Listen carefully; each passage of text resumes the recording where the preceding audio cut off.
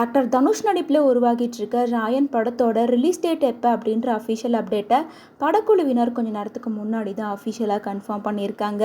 அது மட்டும் இல்லாமல் ராயன் படத்தோட புது பிக்சரையுமே ரிலீஸ் பண்ணியிருக்காங்க. ஆக்டர் தனுஷோட 50வது படமாக தான் ராயன் படம் அமைஞ்சிருக்கு. இந்த படத்தை ஸ்பெஷலாக தனுஷ் அவர்களே டைரக்ட் பண்ணி நடிக்கவும் செஞ்சிருக்காரு.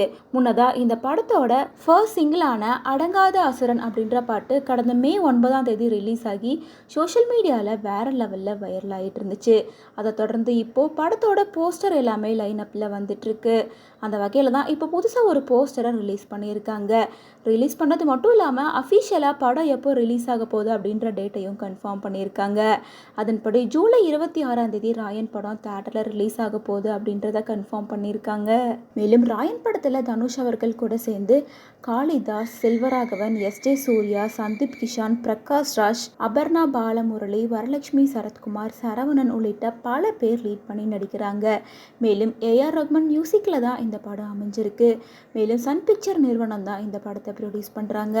படத்தோட ஃபர்ஸ்ட் லுக் போஸ்டர் கொஞ்ச நாளைக்கு முன்னாடி ரிலீஸ் ஆகி ரசிகர்கள் மத்தியில் வைரல் ஆகிட்டு இருந்துச்சு.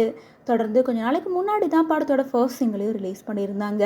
அடங்காத அசுரன் அப்படின்னு ஆரம்பிக்கிற இந்த சாங்கை தனுஷ் அவர்களே ஸ்பெஷலாக பாடியிருந்தார். அப்படிங்கிறனால பாட்டு வேற லெவலில் ஹிட் ஆயிருந்தது. இதை தொடர்ந்து இப்போ படத்தோட ரிலீஸ் டேட் எப்போ அப்படின்றத அஃபிஷியலாக கன்ஃபார்ம் பண்ணிட்டாங்க. அது கூடவே ஒரு பிக்சரையும் ஷேர் பண்ணியிருக்காங்க. இந்த பிக்சரில் தனுஷ் ஒரு பக்கம், எஸ்.ஜே. சூர்யா ஒரு பக்கம் அப்படின்னு சொல்லிட்டு ரெண்டு பேர்த்தோட ஃபேஸ் ஆஃப் பிக்சர் தான். மேலும் இந்த படம் முன்னாடியே கேங்ஸ்டர் சம்மந்தப்பட்ட படம் அப்படின்றதையும் கன்ஃபார்ம் பண்ணியிருந்தாங்க.